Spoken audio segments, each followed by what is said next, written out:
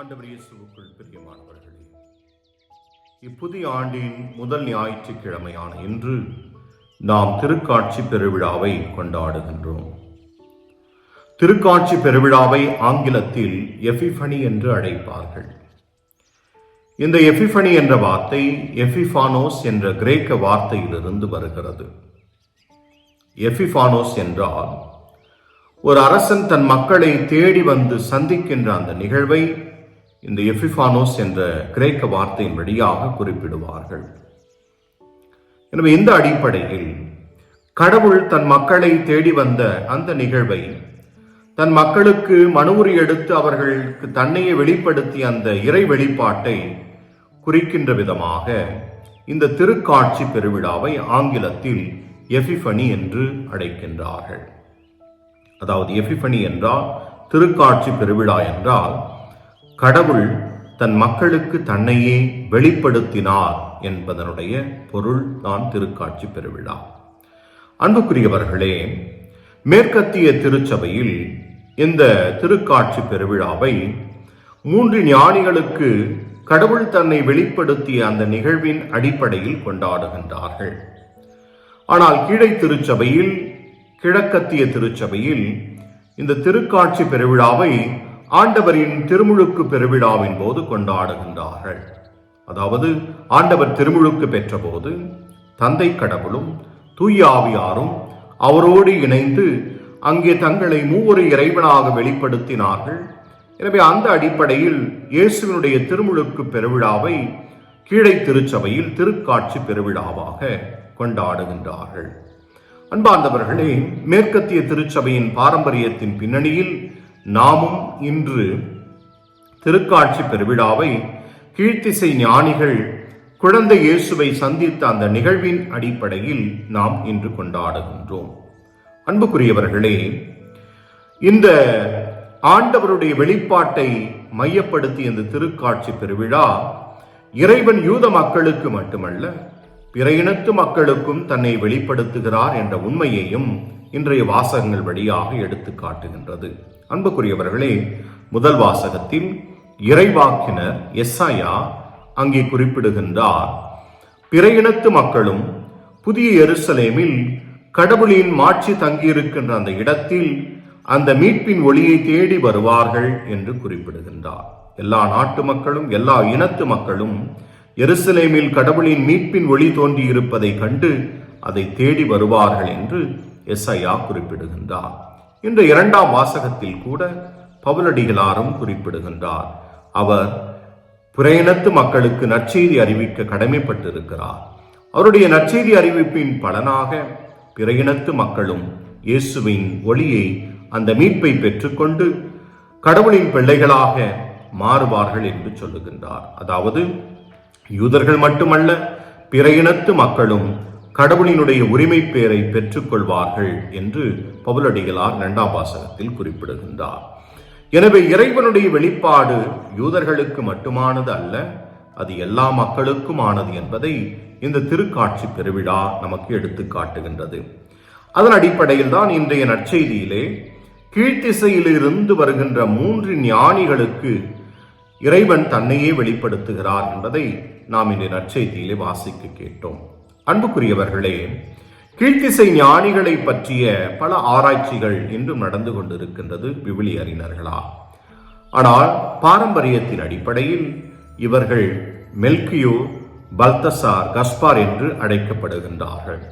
இவர்கள் மூவரும் பிற இனத்தவர்கள், கீழ்த்திசையிலிருந்து வருகின்றவர்கள் என்பதை நாம் நற்செய்தியிலே வாசிக்க கேட்கின்றோம்.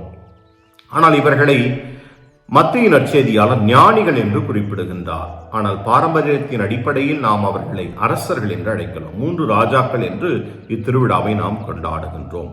ஆனால் உண்மையில் அவர்கள் ஞானிகள் என்பதை நாம் புரிந்து கொள்ள வேண்டும். எதில் ஞானம் படைத்தவர்கள், எதனால் அவர்கள் ஞானிகள் என்று அழைக்கப்படுகின்றார்கள் என்றால், வான சாஸ்திரத்தில் இவர்கள் கை தேர்ந்தவர்கள். ஒவ்வொரு நாளும் வானில் நடக்கின்ற மாறுதல்களை, வானில் தோன்றுகின்ற நட்சத்திரங்களின் அடிப்படையில் இவ்வுலகில் என்ன நடக்கப் போகிறது, என்ன நடக்கும் என்பதையெல்லாம் அறிந்து தெரிந்தவர்களாக இருந்ததால் இவர்களை ஞானிகள் என்று நற்செய்தியாளர் குறிப்பிடுகின்றார். எனவே இதன் அடிப்படையில் தான் இவர்கள் விண்வெளியில் தோன்றிய அந்த நட்சத்திரத்தை கண்டு அதன் வழியாக மெஸ்ஸியா பிறக்கப் போகிறார், பிறந்திருக்கிறார் என்பதை உணர்ந்து அவர்கள் பயணம் செய்து அவரை காண்பதற்காக வருகின்றார்கள். அன்புக்குரியவர்களே, இன்றைய நற்செய்தியை நாம் இன்னும் ஆழமாக சற்று சிந்திக்கின்ற போது 3 வகையான மனிதர்களை நற்செய்தி நமக்கு சுட்டிக்காட்டுகின்றது. அவர்களை எப்படி வகைப்படுத்துகிறோம் என்றால், இந்த மனிதர்கள் இயேசுவினுடைய பிறப்பை கேட்டவுடன் அவர்கள் அதற்கு எந்த விதத்தில் எதிர்வினை ஆற்றினார்கள். அதன் அடிப்படையில் இவர்களை 3 குழுக்களாக பிரிக்கின்றோம். முதலாவது ஏரோதும் அவனை சார்ந்தவர்களும்.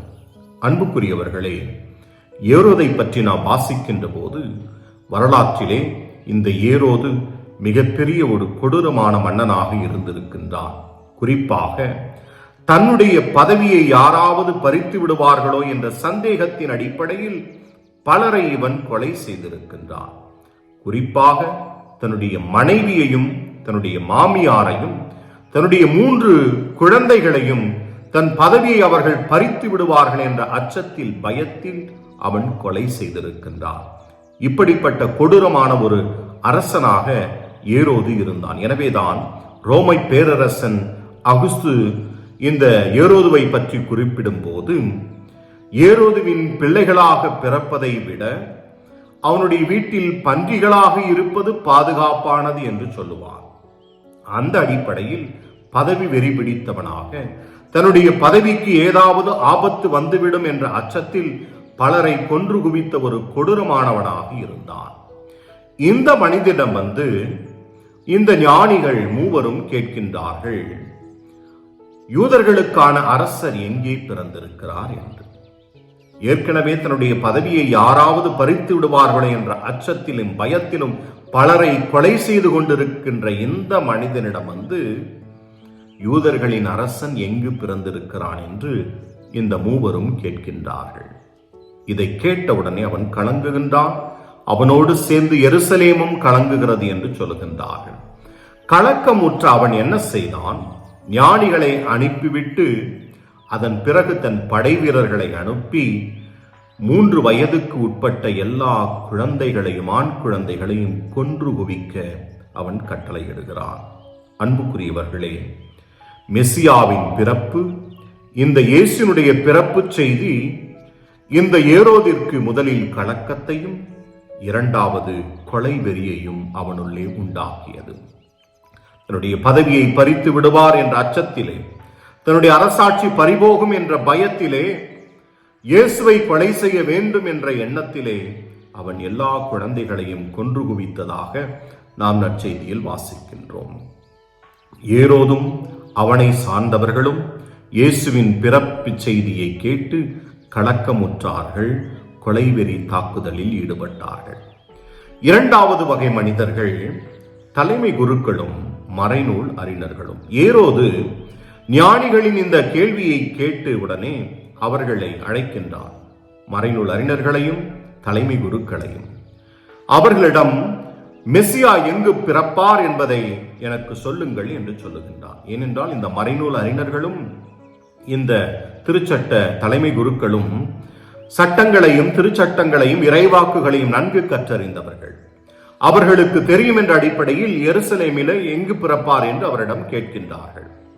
அவர்கள் ஆராய்ந்து இறைவாக்கினர் மீகாவின் நூலின் அடிப்படையில் 2ஆம் அதிகாரம் 5ஆம் வசனத்தின் அடிப்படையில் அவர்கள் குறிப்பிடுகின்றார்கள், மெசியா பெத்லெகேமில் பிறப்பார் என்று. சொன்னவுடனே ஏரோது பெத்லெகேமும் அதை சுற்றி இருக்கின்ற பகுதிகளிலும் இருந்த குழந்தைகளை கொலை செய்ய ஆட்களை அனுப்புகின்றான். இந்த செய்தியை கேட்டவுடனே இந்த ஞானிகளும் அக்குழந்தையை காண விரைந்து செல்கின்றார்கள். ஆனால் இந்த தலைமை குருக்களும் திருச்சட்ட அறிஞர்களும் என்ன செய்தார்கள்? அவர்கள் அதை பற்றி ஒன்றும் கண்டுகொள்ளவில்லை. அவர்கள் அதை பற்றி பெரிதுபடுத்தவில்லை. யார் எங்கு பிறந்திருந்தால் நமக்கென்ன என்று சொல்லி அவர்கள் ஒரு கண்டுகொள்ளாத மனநிலையில் இருந்ததாக நற்செய்தி குறிப்பிடுகிறது. எனவே 2வது மனநிலை, இயேசுவின் பிறப்பு அறிவிக்கப்பட்டிருக்கிறது, மெசியா பிறந்திருக்கிறார் என்ற மகிழ்ச்சியான செய்தி அவர்களுக்கும் தெரிகிறது. ஆனால் அவர்கள் அதை குறித்து அக்கறை காட்டவில்லை, கண்டுகொள்ளாமல் அவர்கள் அப்படியே இருக்கின்றார்கள். மூன்றாவது வகை மனிதர்கள் தான் இந்த ஞானிகள். இயேசுவின் பிறப்பு இந்த நட்சத்திரம் தோன்றியவுடனே அவர்கள் உறுதி செய்து விட்டார்கள்.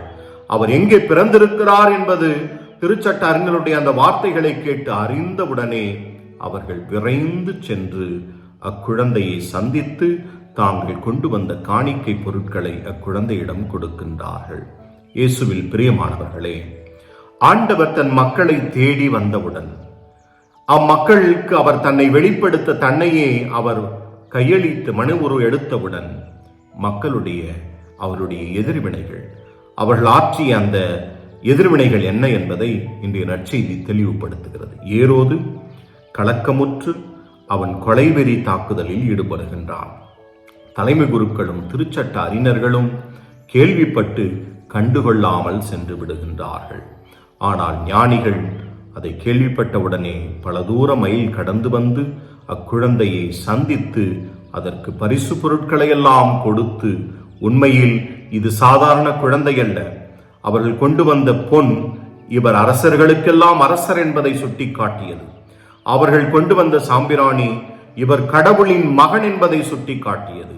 அவர்கள் கொண்டு வந்த வெள்ளைப்போளம் கடவுளாகவும் அரசராகவும் இருக்க போகின்றவர் சாதாரண மனிதனாக வாழ்ந்து அவர் இறக்க வேண்டும் என்ற செய்தியையும் இந்த காணிக்கை பொருட்களின் வழியாக அவர்கள் வெளிப்படுத்தினார்கள். இயேசுவுக்குள் பிரியமானவர்களே, ஒவ்வொரு நாளும் இந்த இறை வெளிப்பாடு நமக்கும் கொடுக்கப்படுகிறது. விவிலியத்தை வாசிக்கும் போது, அருட்சாதனங்களை பெறுகின்ற போது, திருப்பலியில் கலந்து கொள்ளுகின்ற போது நம்முடைய எதிர்வினை எப்படி இருக்கிறது? ஏரோதை போன்று இருக்கிறதா? கலக்கமுறுகிறோமா? அல்லது ஆண்டவர் வேண்டாம் என்று வெறுக்கிறோமா? அல்லது தலைமை குருக்கள் திருச்சட்ட அறிஞர்களைப் போல கண்டுகொள்ளாமல் இது எனக்கு தேவையில்லாத ஒன்று என்று சென்று விடுகிறோமா? அல்லது மெசியா 3 ஞானிகளைப் போல மெசியாவை ஏற்றுக்கொண்டு அவருக்கு நம்மையே காணிக்கையாக ஒப்புக் கொடுக்கிறோமா? இந்த விழா நம்முடைய எதிர்வினை எப்படி இருக்கிறது என்ற கேள்வியை எழுப்புகிறது. எனவே திருக்காட்சி பெருவிழாவை கொண்டாடுகின்ற நாம் ஆண்டவருடைய வெளிப்பாடை புரிந்து கொண்டு ஒவ்வொரு நாளும் அவருக்கு நம்மையே காணிக்கையாக்க வேண்டும் என்ற செய்தியை கொடுக்கிறது. எனவே 3 ஞானிகளைப் போல இந்த ஆண்டவருடைய இறை வெளிப்பாட்டை ஒவ்வொரு நாளும் தேடிச் சென்று அதை அனுபவித்து மகிழ்ச்சியோடு வாழ்வோம். அதற்கான அருளை இத்திருப்பலியில் மன்றாடுவோம். ஆமென்.